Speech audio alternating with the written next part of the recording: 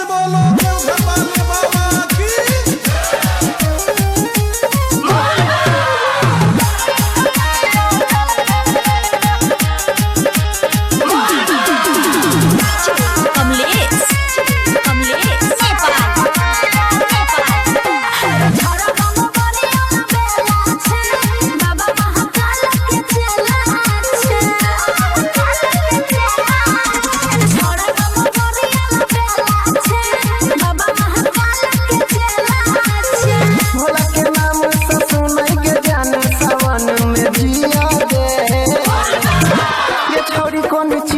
राजा तो अपना मरने से पिया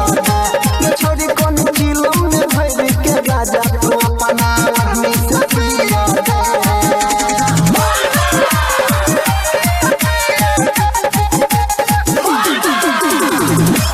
कमलेश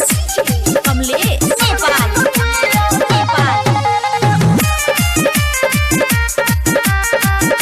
केने छे भांग के बोला रे कहे छे बम बम बोला रे कोदे उपाय बाबा कर तो भलाई मस्ती में गत कर डोला गे केने छे भांग के बोला रे कहे छे बम बम बोला रे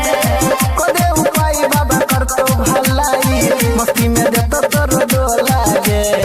हो छे बारिश जानवर दे माची से धुआं दम धक के लिया दे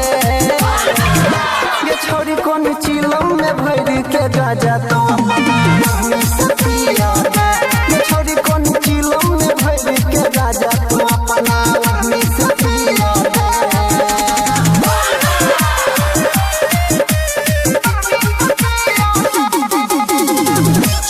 कमलेश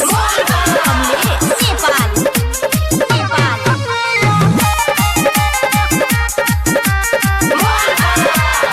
ना सजे तो जहान